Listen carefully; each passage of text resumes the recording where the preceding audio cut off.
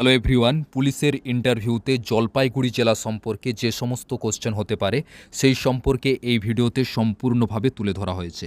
জলপাইগুড়ি জেলার গঠিত হয় 1947 সালে। হিমালয়ের পাদদেশে তরাই ও ডুয়ার্স অঞ্চল নিয়ে জলপাইগুড়ি জেলা গঠিত।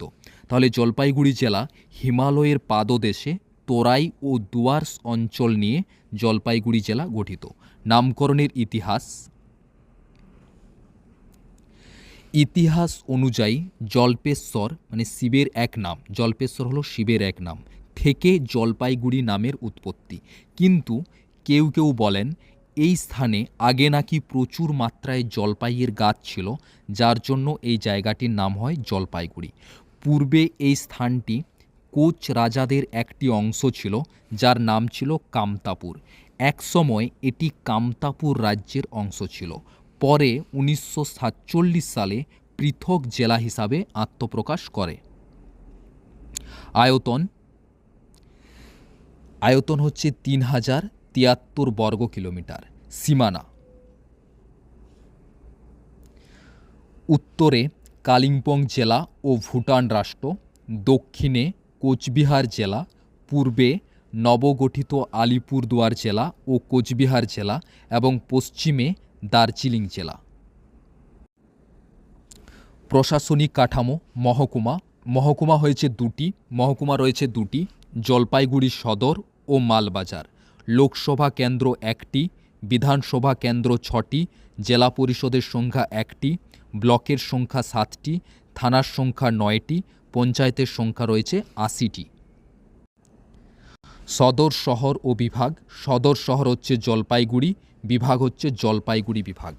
পশ্চিমবঙ্গে মোট 5টি বিভাগ রয়েছে: বর্ধমান বিভাগ, মালদা বিভাগ, জলপাইগুড়ি বিভাগ, প্রেসিডেন্সি বিভাগ ও মেদিনীপুর বিভাগ।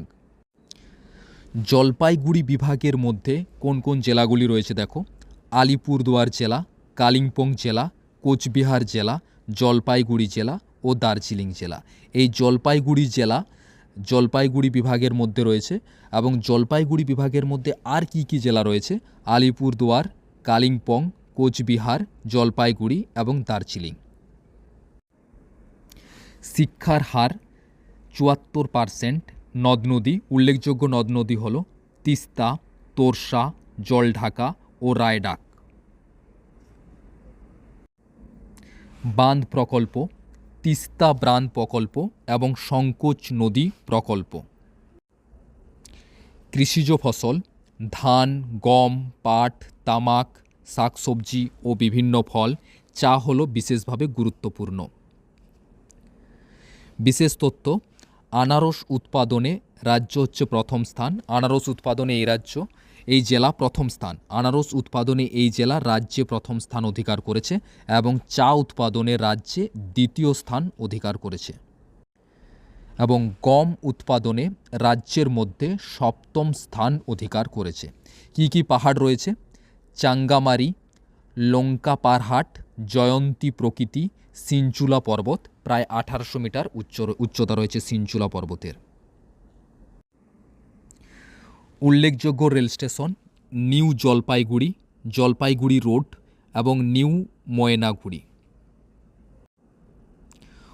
উল্লেখযোগ্য শিক্ষা প্রতিষ্ঠান: Jalpaiguri law college, Jalpaiguri government engineering college, Anandachandra college, PD মহিলা college, Maynaguri college, Jalpaiguri government polytechnic college. বিখ্যাত ব্যক্তিত্ব: মিমি চক্রবর্তী, বাংলা চলচ্চিত্রের অভিনেত্রী; বাপি লাহিড়ী, প্রখ্যাত সঙ্গীত পরিচালক; স্বপ্না বর্মন, আন্তর্জাতিক ক্রীড়াবিদ।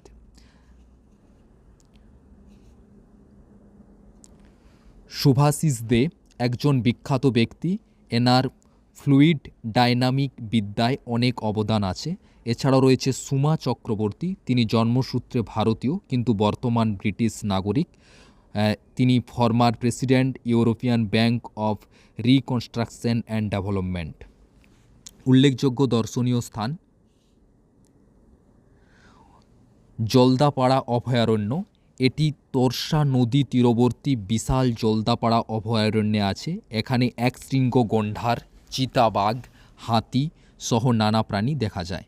গরুমারা জাতীয় উদ্যান হরিণ, গন্ডার, লেপার্ড, হাতি সহ বিভিন্ন বন্যপ্রাণী দেখা যায়। তাহলে উল্লেখযোগ্য দর্শনীয় স্থানের মধ্যে রয়েছে জলদাপাড়া অভয়ারণ্য, গরুমারা জাতীয় উদ্যান, চাপড়ামারি, চালসা, জলপেশ।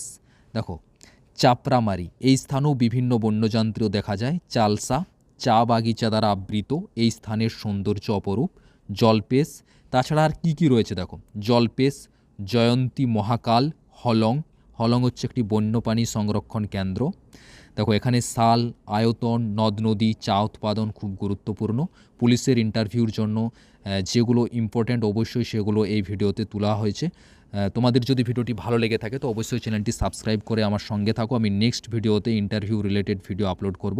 দেখা হবে নেক্সট ভিডিওতে। ততক্ষণের জন্য টাটা, বাই বাই, জয় হিন্দ, জয় ভারত।